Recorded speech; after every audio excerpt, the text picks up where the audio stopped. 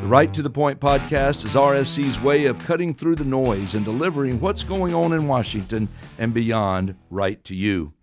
This is Congressman Mark Harris, and I'm your host today, and we've got quite the episode for you.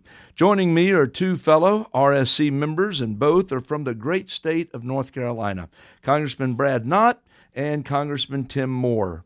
Gentlemen, I'm glad to have you with us today.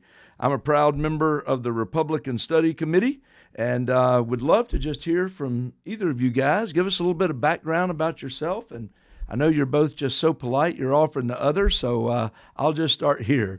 Tim, why don't you just take a moment and introduce yourself? Give us a little background. Well, thank you. I'm Tim Moore. I'm from the small town of Kings Mountain, North Carolina. Matter of fact, where Mark's wife is from. That's right. That's our claim to fame right there. That's right. Born and raised. Just west of Charlotte. I represent the 14th District. I'm in my first term in Congress and honored to serve with these gentlemen in our full delegation, and also a proud member of the RSC.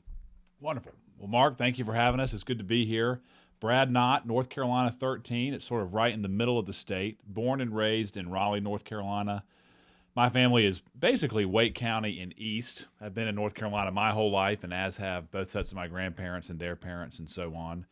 By trade, I was a prosecutor, and actually have a connection to Mark as well. I worked with Mark's son in the U.S. Attorney's Office for a number of years. And have known both of you for some time, and it's great to be here. And just for the listeners, I'm on the Judiciary Committee, the Committee for Transportation and Infrastructure, and Homeland Security. And I know I speak for both of you when I say what a term it's been already. Just 230 days or whatever it is, but it's been fast-paced. It has been a great, great ride. And listen, I am just really blessed and excited to be a part of this Congress, not only with you guys, but we have a great delegation from North Carolina. In fact, I think all of them are part of the RSC, and I'm certainly honored to be there. Born and raised in Winston-Salem, North Carolina, but I have the opportunity to represent the 8th District of North Carolina, which I share Mecklenburg County with Tim and another. But we share part of Mecklenburg, and then I start there and go east all the way down to Lumberton and pick up Cabarrus County and Stanley County and Montgomery County on the north. But we're very excited to be a part of this particular Congress, and as I said, and this has been a time that really we've had to catch our breath. And here we are getting ready to come into this particular season. And boy, these first 6 months have been absolutely phenomenal. And when you think about the wins that we're continuing to be able to pick up, why don't you guys take a moment, though, and just kind of tell us how you came to decide to run for Congress and become a part of Congress, and maybe even something people don't know about you would be interesting. Well, before this, I was in the state legislature for 22 years. 10 years of that, I was the Speaker of the State House, and was very happy with that. Wasn't sure what I was going to do. Knew I wasn't going to serve again in the House. It kind of felt like we'd accomplished a lot there at the state, and was ready to do something different. And fortuitously, through litigation and through us being able to redraw the districts, which, by the way, maybe you don't know this, North Carolina is the reason we're in the majority right now. That's right. By delivering 3 additional seats this last election.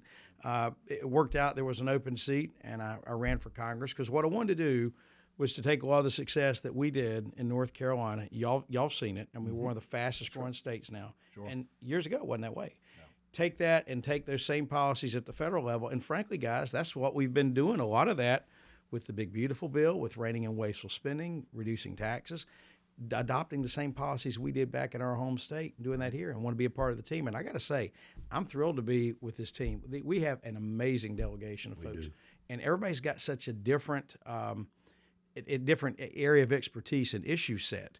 And I think it really works well. We all have a great team together. So glad I'm here with you and glad to serve. And hopefully we'll all still be friends after this interview today as well. So we'll see. I hope so. Well, I'll follow that. And, my background with this was a little bit different. I saw a very specific problem that the country faced up close and personal. For the better part of the last decade, I was working with the Department of Justice all over the country working on organized crime and saw a very troubling underbelly to society that involves, of course, human traffickers, drug traffickers, violent criminals, and so forth. But to say that all of those problems accelerated once Biden and Harris got into power is a huge understatement.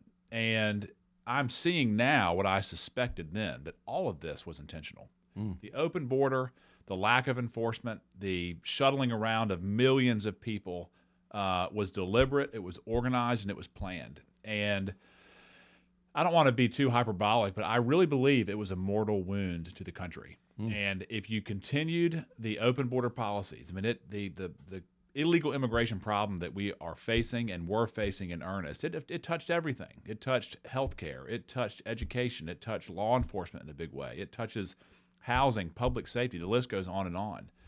And when I saw the toll that it took, not just in North Carolina, but every state around the country, that's what really propelled me to jump into this race. And by God's grace, we had the Senate and the White House to work with. And if we did not have either one of those two, we would be stuck in the mud. And it's been the honor of a lifetime. The big, beautiful bill, we'll get into that, I know. Sure. But we have started to reverse a lot of the damage that came from the previous 4 years. I got a question. Brad, when you were a prosecutor, a federal prosecutor, if you had to guess, what percentage of like the illicit drugs that were coming across the border in our state that were killing people, what percentage would you guess came through that southern border? Well, first off, all of the illegal drugs, but for marijuana, are manufactured outside the United States. Every ounce. And in terms of the southern border, I would say it's at least 85, 90%. They get creative. And that's what I was hearing too. They get creative, the maritime borders, flying it in, sometimes the northern border. But the toll of the drugs, do either of you all know, this is a stat that I throw out a lot, do either of you know how many people in the United States died from drug overdoses in the year 1990? No. Less than 5,000. Wow. From the year 2000 until today, it's over 1.2 million Americans have lost their lives to drugs. So when you look at the scale of the problem, everyone talks about the cost. And so how do you quantify that cost? That's lost culture. That's lost family. That's lost earnings, lost children that'll never be born. I mean, it's truly one of the tragedies that is so magnificent in terms of its size. It's hard to quantify. And the last 4 years, I cannot tell you how many cases I came across where there were dead people, dead Americans, and there was just zero appetite to change course. And it was really disheartening. And again, by God's grace, we were able to get in here and work and try to fix it. And remember what we dealt with in the state where we had sheriffs, Democratic sheriffs, who would refuse to cooperate with ICE. And then you see what the Democrats are doing today, opposing all these efforts for ICE to deport these individials and also to deal with drugs. I mean, it's just what people need to know, Tim, is what that looks like is when they would apprehend, they being a sanctuary sheriff, when they would apprehend someone who was here illegally, committing a crime on their own merit, so they get arrested on a local level, and then we notify the local law enforcement. An arrestable offense, by the way, not just a speeding ticket. That's right. They're in custody. Yep. The feds, I would notify the sheriff, notify the DA. And so how would they respond? They would immediately lower bail to sometimes zero and release the illegal back into oblivion. So it was a very troubling time. We're making headway, and there's a lot of work yet to do. Well, there is a lot of work yet to do, and I appreciate just the introduction that you've been able to give us and to a little bit of your backgrounds and how you got here and what you're doing. Now, this week, I want to move into really the real heart of this episode of this podcast, and that is this week marks 6 months of President Trump being back in the White House, and he really is showing no signs of slowing down anytime soon. And I think both of you were with me last night, actually, at the White House, and we had an opportunity to hear from the president as we celebrated the One Big Beautiful Bill. And he is still riding high, as he should be, because this has been a transformational step, I think, in this government and where we are. But I want to ask both of you to help us break down some of the historic wins from the first 6 months of President Trump being in the White House in this 119th Congress. We keep hearing the word transformational, that this is a transformational Congress that we're having an opportunity to do. And I tell people all the time that if I really go back and look at November of 2024, the people of the United States of America sent this government here to do government differently, differently than we've done it before. They gave us the majority in the House, they flipped the Senate to give us the majority there, and they put Donald J. Trump back in the White House. And I'm convinced they sent us here to do government differently, and that's just what we've been doing. So why don't you guys take a few moments and give us kind of your perspective on some of the historic wins of the last 6 months? Well, I'll start with what we were talking about a minute ago with the border. Yep. You looked at all the millions of people who crossed illegally. Now virtually nobody's crossing illegally. Right. I'll be curious to see as we get into the year what the flow of drugs is. My understanding is it's down. It is. And the reality is, the bill that we've passed on that is to increase funding to provide that. But guess what? The results were already happening because President Trump made the decision to actually follow and enforce the law. Remember, we heard Democrats say for a while, you need to change the law to do this, to do that. Right. You didn't need to change the law. You need to change the president to a president who, in fact, would follow the law. And so we're finally seeing the southern border addressed. And, of course, all of us voted for legislation to put more resources into that. But, what we've done to put additional resources into our national defense is critical. The tax cuts that are going to be extended, as well as the additional tax cuts that we all voted for in the big, beautiful bill, are going to do a lot to allow Americans to keep more of their hard-earned dollars. It's going to spur the economy, which, by the way, we are seeing happen already. And it's the president has said it well. A year and a half ago, America was just perceived as weak. Other countries weren't worried. That's not the case now. And you look at how this president has brought other countries to the table when it comes to dealing with fair trade. I mean, America's back. That's the only best way I know how to say it. Well, and to your point on that border, when you think about the resources we put into it in this one big beautiful bill, getting 10,000 additional ICE agents there, getting more border patrol. I think it's maybe 8,000 border patrol that are there, and really getting it up to 100,000 beds in the detention centers for folks that are going to be deported. And the border wall. And the border wall finished. Yep. All of those resources that we put in there are part of the one big beautiful bill. Yep. And I just think that's an incredible win. Promises made, promises kept. And we just keep seeing that over and over again. Let me make one point of clarification just to make sure we hit it. There's a lot of lumping together legal and illegal immigrants under the same umbrella. That's true. And I know that this president personally, I've talked to him about it, he could not be more bullish and favorable for legal immigration. And there's a saying that I've heard and agree with, that some of the best Americans are the newest Americans. Mm. And I was blessed to go to an event in South Florida with the speaker, and I think it was probably 95% people who were not born in this country. Mm. They were at this event, and they could not have been more patriotic. They were so excited about what the president was doing. They couldn't have been more entrepreneurial and thankful to be here. And you wouldn't know this from the way the media describes it, but they were so thankful for the immigration enforcement.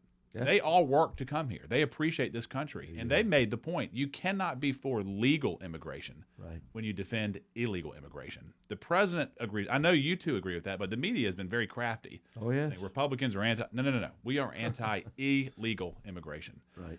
So I want to make that point very, very clear. But in terms of the bill, you all hit the border stuff dead on. And what I think people can often forget is when we were coming into office, the last 4 years were really challenging economically. And had we not passed this bill, a $4.5 to $5 trillion tax increase, it would have affected every entity. With the Joe Biden inflation, the regulatory climate, energy costs, whatever it was, pinches were being felt in every corner. And the president, this tax bill that we were able to pass, it's not just you get to keep more of your money. It incentivizes business activity here in the United States, rebuilding factories, starting businesses, reinvesting in your own business. And just like we saw pre-COVID with President Trump, I anticipate that there will be immediate effects and a new energy. Now, Jamie Dimon said that the animal spirits were out of the economy when Joe Biden was there. The voracious entrepreneurialism. And it's my belief, looking at these policies, that the president will spark a sort of a renewed vigor in the American economy. And that's my hope. No doubt. And, if you think about another thing that is an incredible accomplishment in these first 6 months of this presidency, I still can't get over that picture of all of those young ladies and girls that were gathered around the president when he was signing that executive order, determined to keep men from competing in women's sports. That was been a big thing across our country. And again, it's hard to believe that's what you have to 80-20. discuss in today's Yeah. world. When you look back at where we were with Biden and Harris, that's just hard to believe that was an issue like. And it's really even hard to believe now when we think about it that we're 6 months into it. That seems like it was a long time ago, but it really was just yesterday that he was signing such a declaration as that. That's right. Yeah. It's And huge. remember, we had to fight for that at the state level. And That's right. Roy Cooper, when he was governor, who tries to act like he's a moderate, vetoed that legislation. I mean, the Democrats have lost their way. I mean, they are just controlled by the hard, woke, crazy left right now on these things. I don't know if you did see that Rahm Emanuel was actually interviewed the other day, and he was asked the question, was it Megyn Kelly that asked him, can a man become a woman? And he said no. And I was like, wow. He's a day late and a dollar short. Oh, 100%. I mean, they realize It's just not some how revelation. I mean, Yeah. you know, I mean, they just realize how far. I think some of them realize how far they are, but but a lot of our colleagues who are from the other side of the aisle, we see some that are just show me a Democrat that said that 3 years ago. exactly, That's it's. Thank you, Rom. exactly. Yeah, Yes. Look at their past deeds, right? That's right. Well, what are some specific things that you guys can think of that we've seen in North Carolina that are a result of this new administration, some specific wins? Maybe you've seen them in your district, some things that are happening. Just go ahead and jump in there and mention some of them. You know, Mark, it's one of those things. The 13th district, as both of you know, it's sort of right in the middle of the state. And in years past, it was sort of the rural, agriculturally based area of east of Raleigh, north of Raleigh, and south of Raleigh.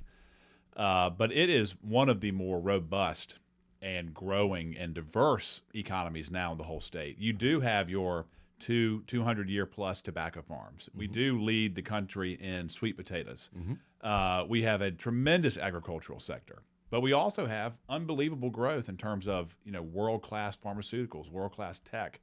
We've got brands that we've all heard of, and then we've got new upstarts that are really making waves. Right. And when you combine all of that into one district, you have things like protecting the family farm. That's something that no one talks about, that the corporatization of the farming in this country is a problem. Right. There are so many family farms around this country that would have been put out of business if the current occupant or the current farmer passes away. They couldn't afford to pay the taxes. Right. This bill fixes that. There you go. You look at the child tax credit. I think in my district alone, as I'm sure y'all's is the same, it's almost 115,000 families would have lost that. Immediate impact, immediate relief. You look at, we talked about the border. North Carolina is a border state. I was talking to someone just a few moments ago. There are more illegals in North Carolina than there are in Arizona. Again, these are immediate, tangible benefits, not only to my district, but to the whole state. So we could go on and on about the benefits. But again, I just go back to it. Thank the good Lord for this opportunity and that this bill passed. You got it. Did you see anything particular happening over there in District 14? I'll tell you a lot of the same things that Brad's seeing right there in his area. And of course, in our region with Charlotte, it's one of the fastest growing areas in the country right now. And particularly when it comes to fintech, and I serve on the Financial Services Committee, and being able to be a part of the deregulation as well as moving the country forward when it comes to digital assets legislation. You guys, we all voted for that. Right. Our region is going to be, our state's going to be a key benefactor of that because of the amount of financial services located in North Carolina, primarily in Charlotte, but also in Raleigh as well. Yep. And you're going to see a lot of jobs that are created as a result of that. You're going to see resources plowed into our research universities in the state that are going to be able to translate to even more jobs. I tell you, there's not been, the mainstream media has not fairly covered what all is in the one big beautiful bill, and I think that's why it's good we're out talking about this, and we'll all be doing it in our districts as well. But folks really need to see these top lines and see these points and what they do. I mean, what Brad's talking about with farms, the death tax is one of the most insidious taxes that was out there. I mean, you think about it. You have an asset that you paid taxes on your income, you paid property taxes, you paid taxes on the gains, and then when you pass and you want to leave the property to someone, They then have to pay a tax, and they may not be able to afford it. Right. And so Without selling the asset. without selling, exactly. Right. And then what happens? You don't have farms. If you don't have farms, you can't feed yourself. That's right. So it's absolutely a huge deal. So, but we addressed it in this video. Well, and one of the things that have seen, and I've been very excited about it, and I think it's the whole environment. You talk about the importance of the tax cuts, and we all knew that we all ran that we were going to extend or make permanent the Trump tax cuts. So again, another promise made, promise kept. But the thing that is so critical about that is, you guys both know this, businesses and the corporate community depends on certainty. Markets depend on certainty. And when we have a tax system out here that was filled with uncertainty, it causes everybody to be shaky. And by extending those, by making them permanent, we are bringing certainty to the business community that I think is really going to set the stage for the economy to begin to go up, as the president describes it, just like a rocket ship. Yeah. And we saw that in our own district, there in the 8th District, little Richmond County. And y'all are familiar with Richmond County there in Rockingham. county. Yep. That Amazon announced just the other week a $10 billion investment in Richmond County for a server farm that they're going to put there. That's tremendous. And it's going to bring 500 permanent jobs, 2,000 construction jobs, just to get the buildings operating. All of this is, I think, confidence that the American people, confidence that our business leaders are putting in this president, in this administration, in this Congress, and the decisions that are being made, I think, are absolutely critical. And I'm very grateful for what we're seeing. You mentioned something there, and that has to do with like these server farms. One of the challenges that we still have is energy production. Yes. We don't have enough energy production, and that is, a lot of that's due to some parts of the Green New Deal, which we're phasing out power plants without bringing other new plants and technology online. And I think that these liberal policies that Democrats have pushed, we're going to have to roll. We're rolling those back. And one thing of the One Big Beautiful Bill, of course, is to allow more energy exploration and energy production in our nation. Yeah. But we know, and that's a longer conversation than we have now. But we know we've got to keep moving the ball forward on energy production as well. And we know this president supports this, and this Congress does as well. That's right. Absolutely.